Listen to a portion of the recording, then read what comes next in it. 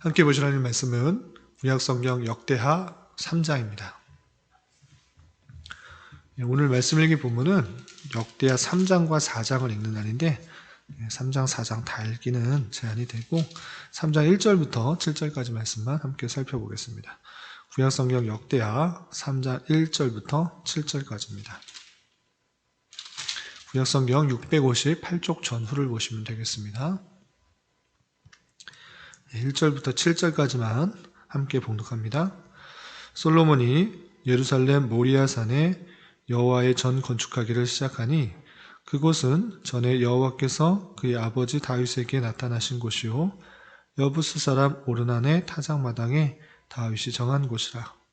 솔로몬이 왕위에 오른 지 넷째 해 둘째 달 둘째 날 건축을 시작하였더라. 솔로몬이 하나님의 전을 위하여 놓은 지대는 이러하니 옛날에 쓰던 자로 길이가 60규빗이요 너비가 20규빗이며 그 성전 앞에 있는 낭실의 길이가 성전의 너비와 같이 20규빗이요 높이가 120규빗이니 안에는 순금으로 입혔으며 그 대전 천장은 잣나무로 만들고 또 순금으로 입히고 그 위에 종려나무와 사슬 형상을 새겼고 또 보석으로 성전을 꾸며 화려하게 하였으니 그 금은 바르와 금이며 또 금으로 성전과 그 들보와 문지방과 벽과 문짝에 입히고 벽에 그룹들을 아로 새겼더라. 아멘. 네, 감사합니다. 오늘 말씀 읽기 본문은 역대상 3장과 4장입니다. 역대하는 36장까지 있기 때문에 하루에 한 장씩 읽으면 한 달에 다 읽지 못하기 때문에 때로는 2장씩 읽어나가면서 한 달 안에 30일 안에 36장을 다 읽어나가게 되겠습니다. 그래서 예전 같은 경우는 1월 1일이면 1장을 읽고 2일이면 2장을 읽고 이런 식으로 읽어나갔는데 요번 달은 그렇게 딱 맞춰서 읽어가지 못한 점 양해를 해 주시기 바라고 그 말씀 읽기 책자에 보면 여러분 갖고 있는 말씀 읽기 책자에 보면 말씀 읽기 순서표가 잘 나와 있습니다. 앞쪽에 보면 언제 몇 장을 읽는지 이 순서가 나와 있으니까 그것을 보면서 따라오시기 바라고 한 달 동안에 한 권의 책을 읽어가는 시기에 그 내용을 통하여서 또 하나님의 말씀을 차곡차곡 한 장 한 장 읽어나가는 그런 시간이 되었으면 좋겠고 말씀을 항상 가까이 하는 그런 훈련들을 잘 해나갈 수 있기를 부탁을 드립니다. 역대하 3장과 4장에서는 솔로몬이 드디어 성전 건축을 하는데 그 성전 건축을 어떤 식으로 했는지 구체적으로 나와 있습니다. 이것이 열왕기에도 표현되어 있지만 역대하에서는 3장과 4장에 간략하게 그 규모가 어떠한지 어떻게 만들었는지 내용에 대해서 구체적으로 설명하고 있습니다. 그래서 다 읽지는 않았지만 3장 전체적인 내용에 있어서는 성전 외곽과 내부를 장식한 내부 장식을 어떻게 건축을 하였는지에 대해서 나오고요. 4장에서는 성전에서 사용되는 각종 기구들을 어떻게 제작했는지에 대해서 설명하고 있습니다. 그래서 3장과 4장에 걸쳐서 솔로몬이 그토록 길게 설명하면서 준비하였던 성전 건축이 어떻게 이루어졌는지를 설명하고 있는 것입니다. 그래서 말로 이렇게 쭉 설명되어 있는데 이것을 말로 하면 잘 이미지가 떠오르지 않을 것 같아서 자료를 준비했는데 화면을 좀 살펴볼 수 있도록 하겠습니다. 이제 넘어갔네요. 예, 화면이 나왔는데 이것이 솔로몬의 성전입니다. 성전이 이렇게 있는데 이것을 성경에 있는 내용을 그대로 표현을 해서 성경학자들이 이렇게 모양이 됐을 것이다 이렇게 표현되어 있는 것입니다. 그래서 원래는 하나님의 궤 그리고 제사는 성막, 회막에서 드렸습니다. 천막을 이용해서 드려졌는데 다윗이 나는 백향목 궁에 거하는데 하나님의 전은 어떻게 천막에 거할 수 있는가 안타까운 나머지 하나님께 그 마음을 표현하였고 하나님께서 너는 할 수 없지만 너의 아들 씨를 통하여서 성전을 건축하게 하겠다 이렇게 약속해 주셨고 그 약속에 따라서 다윗의 아들인 솔로몬이 성전을 건축하게 되는 것입니다. 그런데 회막 또는 성막에 있는 그 모습, 그 내용들을 그대로 가지고 더 크고 화려하고 또 웅장하게 만들었던 것을 볼 수 있습니다. 원래 회막 안에는 성소와 지성소를 나누는 그런 곳이 있었는데 그것과 마찬가지로 이 성전도 지성소와 성소와 이렇게 구분되는 것입니다. 솔로몬 성전이 이렇게 크게 있는데 그 제일 서쪽 편에는 지성소가 있고요. 그리고 앞에는 성소가 있는 것입니다. 지성소는 20규빗, 20규빗, 26규빗 가로, 세로 높이가 정확하게 20규빗씩 되어 있어서 정방형으로 되어 있습니다. 그리고 그 안에는 화려하게 금으로 다 도금을 해놓은 것을 볼 수가 있고요. 그리고 그 하나님의 언약궤를 지키는 원래는 시은소가 있어서 천사, 그룹들이 체루빔이 그 시은소를 덮는 것만 있었는데 이제 그 안에 또 그룹을 두어서 두 그룹을 두어서 그 언약궤를 가릴 수 있도록 그렇게 크게 두 그룹을 만드는 것을 볼 수 있습니다. 그래서 정방형으로 되어 있는 그 지성소를 감싸고 있는 두 개의 그룹이 있고 두 그룹은 날개가 두 개씩 있는데 그 날개를 쭉 펴서 총 날개 하나씩 5규빗씩 해가지고 20규빗 해서 이쪽 끝에서부터 저 끝까지 그 날개가 가득 찰 수 있도록 그렇게 한 것을 볼 수 있고 그 가운데에는 하나님의 언약궤가 있는 것을 볼 수 있습니다. 그리고 그 언약궤를 가로막는 회막은 14절 보면 3장 14절에 보면 청색, 자색, 홍색 실과 고운 배로 휘장문을 짓고 이렇게 되어 있습니다. 그래서 그 내부는 전체가 다 금으로 되어 있는데 예전 성막에서는 다 천으로 이렇게 가죽과 천으로 그 지붕과 옆면을 감쌌는데 그것을 다 금으로 아주 화려한 금으로 완전히 바뀌었고요. 그런데 바뀌지 않은 것 중에 하나는 지성소와 성소를 가로막는 그 부분은 어떤 금으로 만들거나 나무로 만든 것이 아니라 여전히 천으로 만들었던 것을 볼 수 있습니다. 그래서 청색, 자색, 홍색 실 그리고 고운 배로 휘장문을 만들었던 것을 볼 수 있습니다. 그래서 그 안으로 성소에서 지성소로 들어가는 그 문은 여전히 휘장으로 가려져 있고 그 가려진 곳을 들어갈 수 있는 것은 대속죄일의 대제사장만 1년에 한 번씩 들어가서 그곳에 염소의 피를 뿌림으로 이스라엘 백성들의 죄가 사해지는 그 의식들을 했던 것입니다. 그렇게 되어 있고요. 그리고 그 안쪽은 마찬가지로 총 60규빗에 20규빗인데 지성소가 20규빗, 20규빗 됐기 때문에 나머지는 40규빗과 20규빗 되는 것입니다.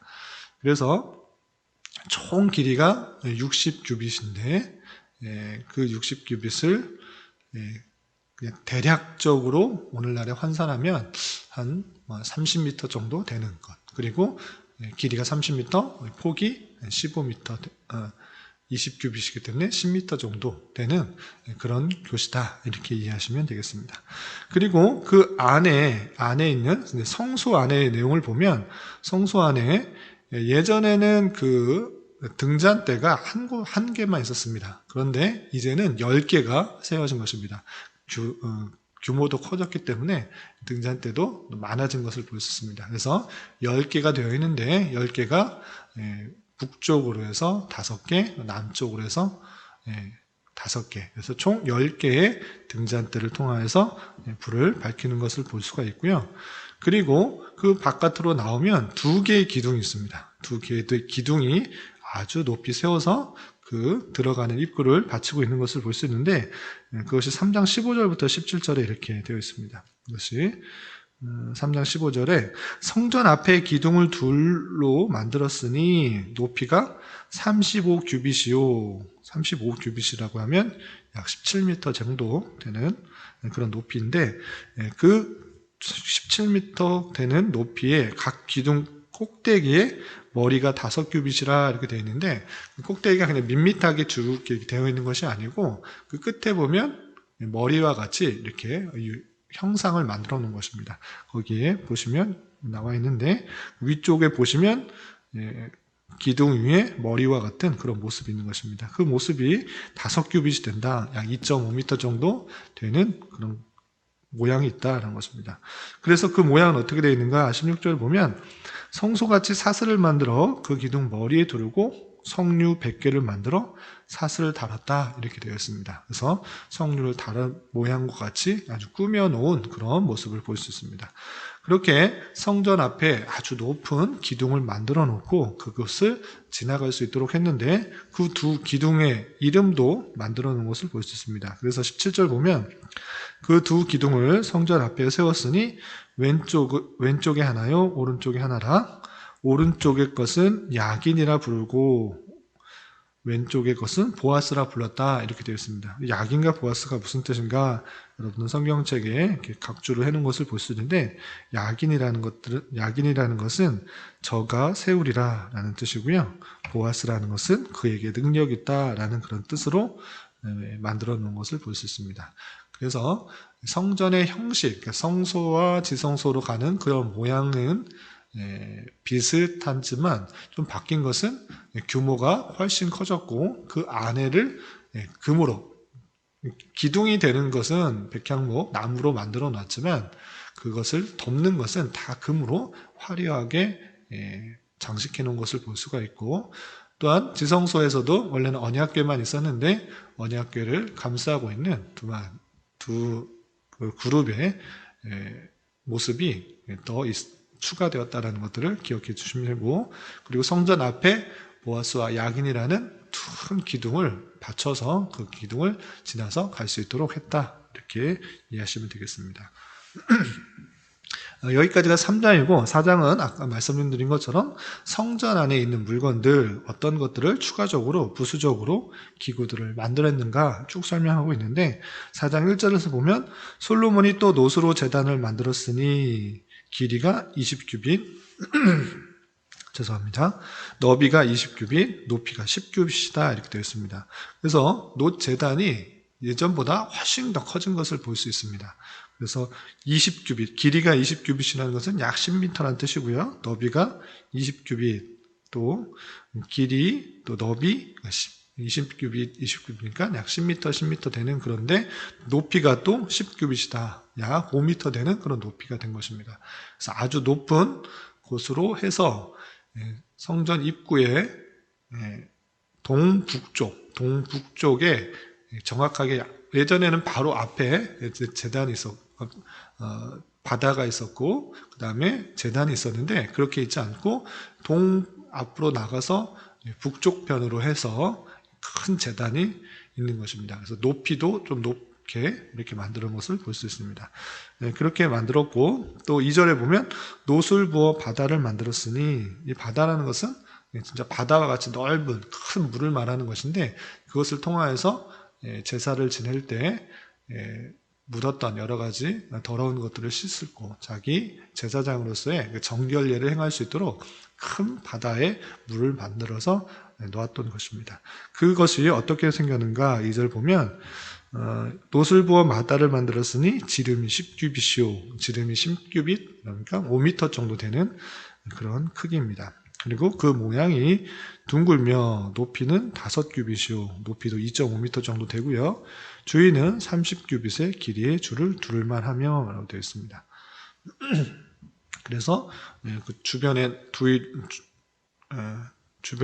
줄을 두를 만큼 큰 그런 바다를 만들어 놓고 그곳에 물을 채워서 제사를 드릴 때 또 자신이 성전 안으로 들어갈 때 정결례를 취할 수 있도록 담아놓은 바다를 만든 것을 볼 수 있습니다. 그리고 그 바다를 보면 여기 보시면 가려 있는데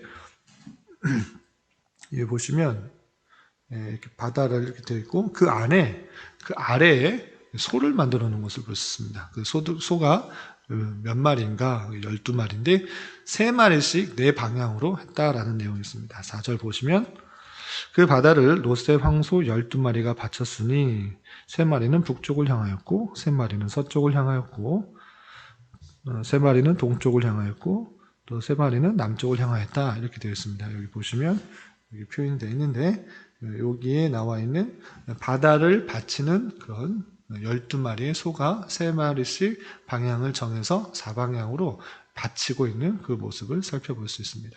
그리고 그 큰 바다 외에 또 10개의 물두멍을 만들어 놨습니다. 물두멍, 그 물을 담아서 또 보충하는 그런 모습인데, 그 10개의 물두멍이 한쪽에 5개, 한쪽에 5개씩 만들어 놔서 그것을 또 물을 보충하고 또 그 쓸 때 여러 가지 물을 사용할 수 있도록 그렇게 한 것을 볼 수 있습니다. 그래서 6절 보면 물두멍 10개를 만들어 5개는 오른쪽에 두고 5개는 왼쪽에 두어 씻게 하되 번제에 속하는 물건을 거기서 씻게 하였다 이렇게 되어 있습니다. 또 그 바다는 제사장들이 씻기 위한 것이다 이렇게 되어 있습니다. 그래서 총 10개는 번제에 속한 물건을 거기서 씻고 그 바다는 제사장들이 씻기 위하여 총 만들어 놨다 이렇게 해놓은 것입니다. 그리고 7절 이하 보면 또 규례대로 아까 말씀드린 것처럼 금으로 등잔대 10개를 만들어 내전 안에 두었다. 그래서 왼쪽에 5개, 오른쪽에 5개 이렇게 만들었고, 또 8절에 보면 상 10개를 만들어 내전 안에 두었으니 왼쪽에 5개, 오른쪽에 5개, 또 금으로 대접 100개를 만들었다 이렇게 되어 있습니다. 그래서 성전의 모양들을 보았을 때 예전과 비해서 보면, 예전에 비해서 보면 훨씬 더 화려하고 그 규모가 큰 것을 볼 수 있습니다. 그런데 이렇게 성전을 아주 크고 화려하고 아주 규모가 거대하게 만들었는데 솔로몬이 그냥 알아서 자기 생각대로 만들었는가, 자기 지혜대로 만들었는가 라고 했을 때 자기의 생각과 뜻, 그것이 아니라 하나님께서 알려주신 식양대로, 모습대로 지어진 것을 우리는 생각해 봐야 됩니다. 그 내용이 역대상 28장 11절, 12절에 이렇게 표현되어 있습니다. 잠깐 살펴보도록 하겠습니다. 역대상 28장 11절, 12절 보면 다윗이 성전 건축을 하기 위해서 다양한 것들을 준비하였는데 이런 표현들이 있는 것입니다. 28장 11절, 12절 제가 한번 읽어보겠습니다. 다윗이 성전의 복도와 그 집들과 그 곳간과 다락과 골방과 속죄소의 설계도를 그의 아들 솔로몬에게 주고 또 그가 영감을 받은 모든 것, 곧 여호와의 성전의 뜰과 사면의 모든 방과 하나님의 성전 곳간과 성물 곳간에 설계도를 주고라고 되어 있습니다. 그래서 솔로몬은 설계도를 받아서 그 설계도대로 만든 것이고, 그러면 다윗은 어떻게 설계도를 지었는가, 설계도를 만들었는가라고 했을 때는 하나님께서 영감을 주셨다. 하나님께서 설계도를 어떻게 해야 되는지를 알려주셨고 그대로 솔로몬이 만든 것으로 이해해야 될 것입니다. 그렇다면 이렇게 영감을 주신 이유가 무엇입니까? 영감을 이렇게 하신 이유가 무엇입니까? 성막과 마찬가지로 성전의 기능을 바로 알 수 있도록 한 것입니다. 그것은 무엇입니까?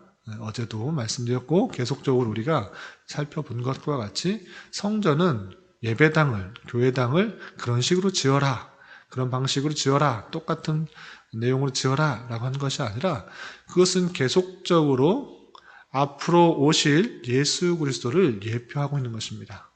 하늘에 계신 하나님, 영원한 그 하나님, 무궁한 그 하나님이 우리와 함께 하신다는 것들을 보여주기 위해서 땅에 거하는 우리와 함께 거하신다는 것들을 알게 해주시는 매개체가 무엇인가? 그것이 성전이다라는 것입니다. 그래서 하나님이 우리와 함께 계시다.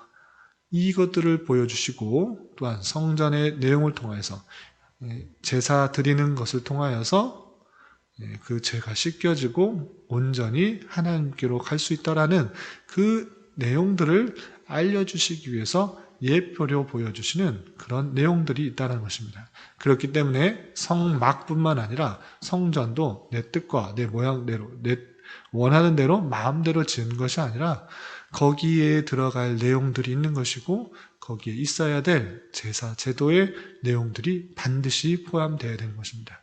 그렇기 때문에 성전 가장 깊은 곳에서는 지성소가 있는 것이고 거기를 가로막고 있는 회막과 그 안에 있는 성소에 그런 여러 가지 기구들이 예수 그리스도를 예표할 뿐만 아니라 거기를 지나가기 위해서는 제사를 드려야 되는 제단이 있다라는 것들을 잘 표현해주고 있는 것입니다.